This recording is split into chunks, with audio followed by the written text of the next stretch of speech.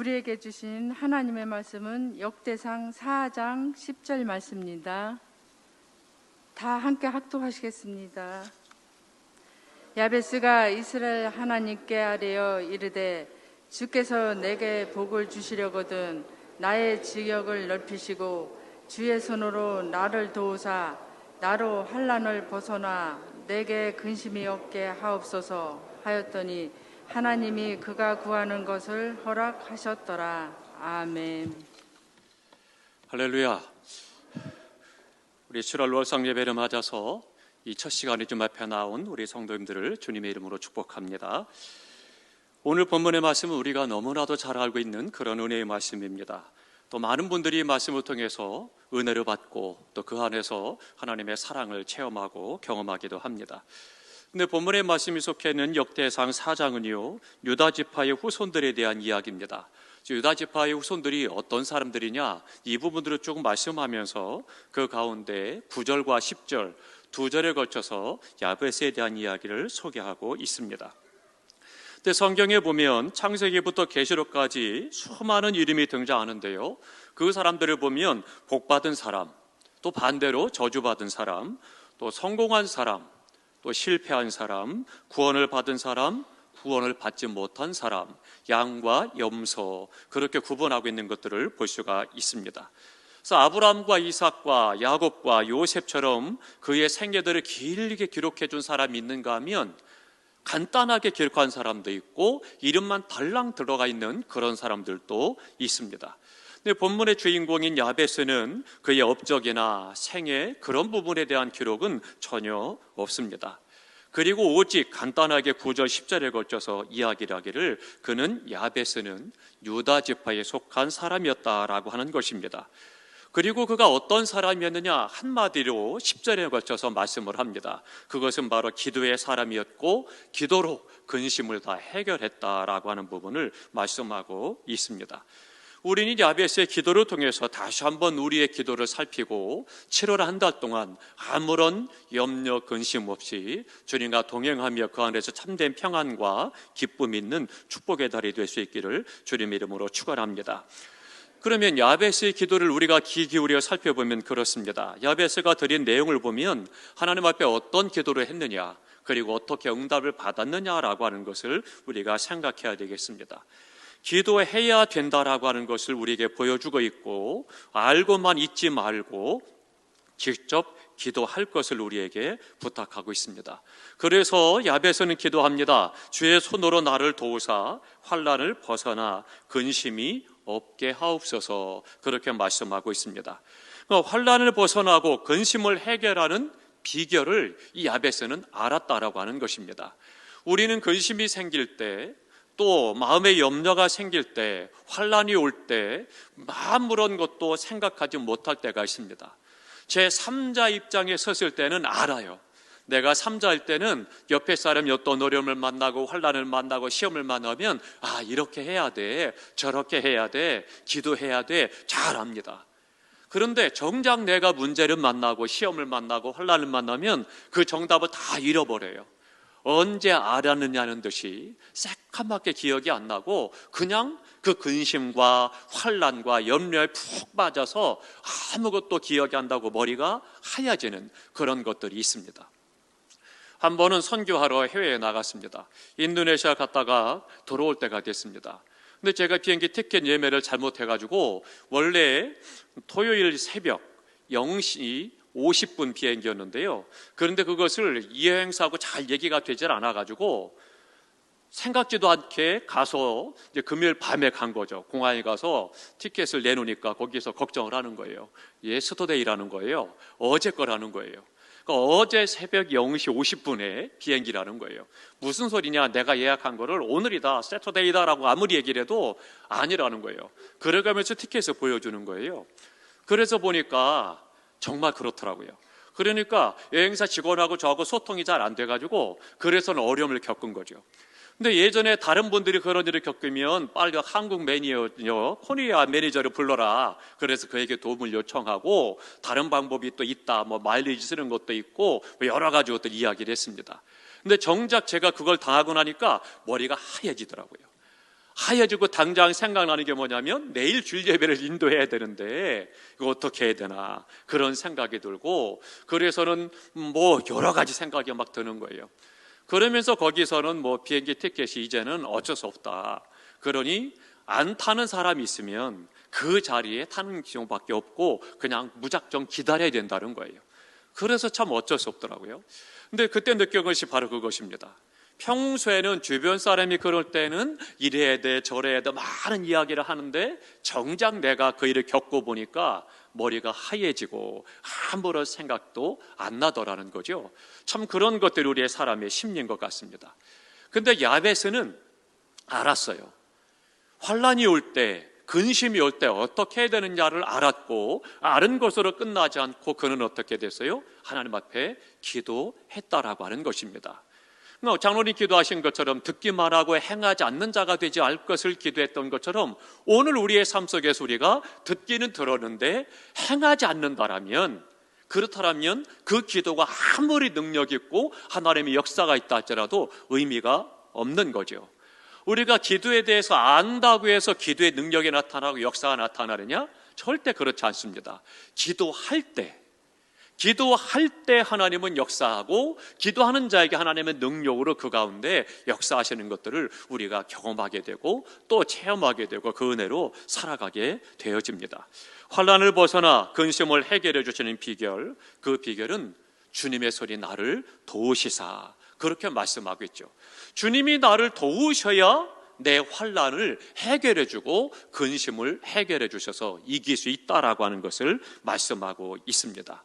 사랑하는 성도 여러분, 7월 한 달 동안 어떤 염려가 오든 어떤 환난이 오든 7월 한 달 동안 우리가 월상 예배 드렸으니까 아무런 환난 근심이 없다? 아닙니다.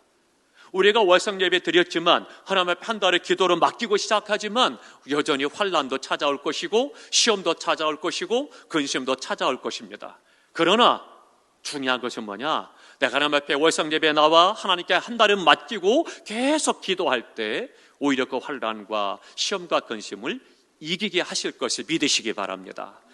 형통이라고 하는 것은 이것을 말하는 겁니다. 늘 말씀드리지만 형통이라고 하는 것은 내가 예수 믿으니까 아무 염려, 근심, 걱정이 없다, 환난과 시험과 문제가 없다, 그것은 형통이 아닙니다. 그것은 이 세상을 떠나야 가능한 거예요.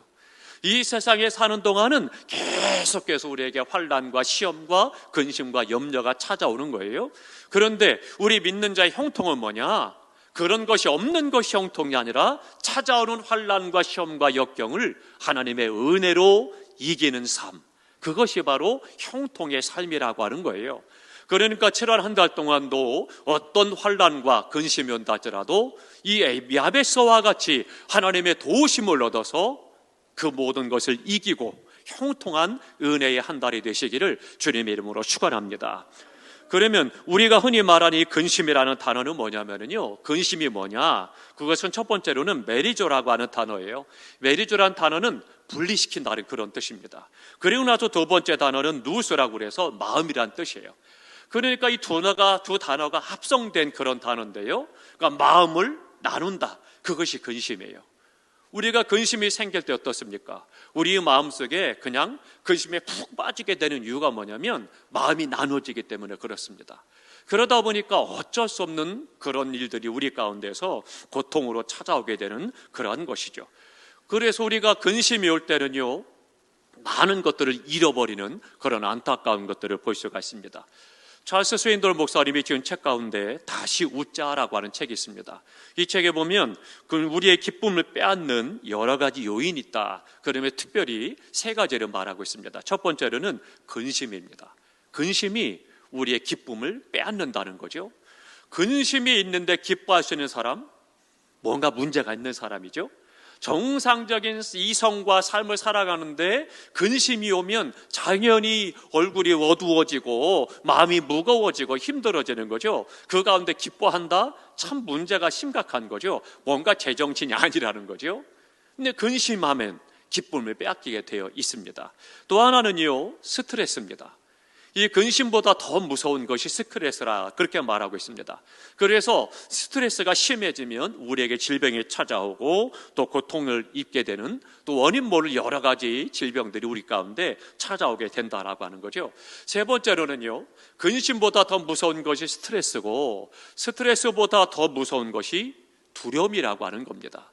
그것을 찰스 스웨인덜 목사님은 이야기를 하고 있습니다. 그래서 한마디로 근심과 스트레스와 이 두려움은 기쁘게 살아가는 성도의 삶을 황폐하게 만든다, 그렇게 이야기를 하고 있습니다. 그러니까 오늘 우리의 삶 속에서 우리의 삶의 기쁨을 빼앗고 우리의 삶을 드라이하고 건조하게 만들고 고통스럽게 만드는 것, 근심과 스트레스와 두려움이다, 그렇게 이야기를 하고 있습니다. 그런데 성경은 우리에게 근심을 해결하는 구체적인 적극적인 방법을 우리에게 보여주시는데, 주의 손으로 나를 도우사 환난을 벗어나 근심이 없게 하옵소서라고 말합니다. 그러니까 중요한 것은 뭐냐? 주의 손으로 나를 도우사입니다. 다 함께 하십니다. 주의 손으로 나를 도우사. 주의 손이 나를 도우시면 내가 어떤 환난을 만나고 어떤 근심이 오고 마음이 갈라지고 스트레스를 찾아오고 우리에게 두려움이 찾아온다더라도 그것이 이길 수 있다라고 하는 것을 말씀해 주고 있습니다. 요한복음 14장 1절에 말씀합니다. 너희는 마음에 근심하지 말라. 하나님을 믿으니 또 나를 믿으라 말씀합니다. 베드로전서 5장 7절에도 말씀합니다. 너희 염려를 다 주께 맡겨버리라. 이는 저가 너희를 권고하심이니라 말씀합니다. 그러니까 우리가 하나님 앞에 내 모든 염려를 다 맡겨버리라는 거예요. 그분께 맡겨버리고, 그리고는 그것에 대해서 또다시 끌어안지 말고 염려하지 말고 그것이 잊을 것을 말씀하고 이기게 될 것을 말씀해 주고 있습니다. 사랑하는 성도 여러분, 근심을 해결하는 비결은 하나님을 믿고 하나님께 맡기는 것입니다. 하나님께 입을 열어 맡기는 것, 그것이 뭐냐? 바로 기도입니다. 그렇기 때문에 우리가 이 아침에 간절히 하나님 앞에 기도하시기 바랍니다. 하나님 앞에 나의 염려와 근심과 걱정을 하나님께 맡기고, 그리고 또 한 달 하나님께서 보호해 주시고 지켜주시고 인도해 주시도록 하나님 앞에 기도로 맡기시기 바랍니다. 야베스에게 어떤 환난이 있었는지, 어떤 근심이 있었는지 성경은 언급하고 있지는 않습니다. 그러나 중요하고 분명한 것은 그가 큰 시련을 겪었고 근심에 빠져 있었고 내 힘으로는 감당할 수 없었다라고 하는 거예요. 그렇기 때문에 주님 앞에 나아가서 기도하되 낙심하지 않고 포기하지 않고 하나님을 향해서 주의 손으로 나를 도우사 환난을 벗어나 근심이 없게 하소서 기도하고 했다는 거죠. 그러므로 하나님 앞에 내가 환난이 찾아온다고, 염려가 온다고, 근심이 온다고 해서 내가 기도하는데 왜 이래?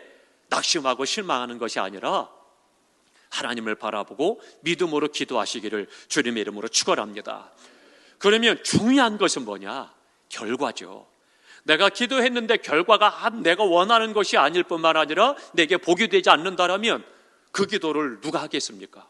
근데 기도의 결과가 너무나도 중요한 거죠. 기도를 통해서 하나님의 뜻이 이루어지고 하나님께는 영광이 되고 우리의 삶에 복이 될 때 우리는 계속 기도하게 되는 거죠. 그러면 야베스가 기도했을 때 어떻게 됐습니까? 오늘 본문에 보니까 하나님이 구하는 것을 허락하셨더라, 그렇게 말씀하고 있습니다. 다 함께 하십니다. 하나님께서 구하는 것을 허락하셨더라. 아멘. 하나님께서 구하는 것을 허락하셨다니 얼마나 감사합니까?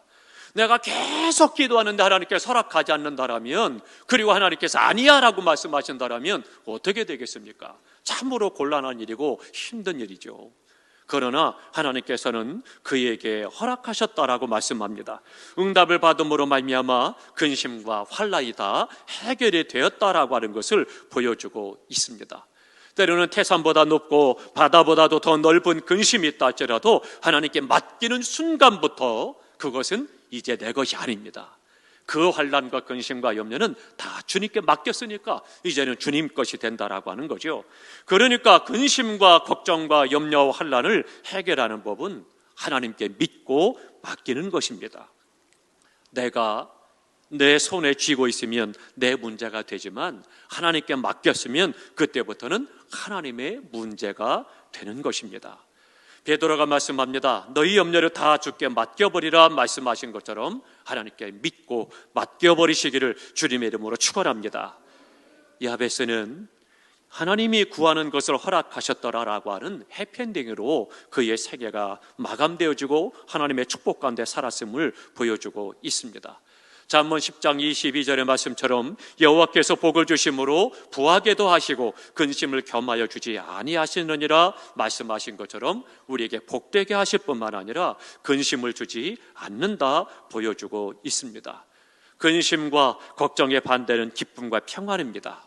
주님께서는 말씀하시죠. 부활하신 다음에 제자들과 사람들을 만나시고 나서 하신 말씀이 뭐였어요? 평안할지어다. 그들에게 평안을 빌어주신 것을 볼 수가 있습니다. 우리 모두가 주님 안에서 7월 한 달 동안 염려 근심이 없고 기쁨과 평안을 누리는 축복의 달이 되시기를 주님의 이름으로 축원합니다. 주께서 나를 도우셨습니다. 7월 한 달 날마다 간증할 수 있는 은혜의 달이 되시기를 주님의 이름으로 축원합니다. 기도하겠습니다. 하나님.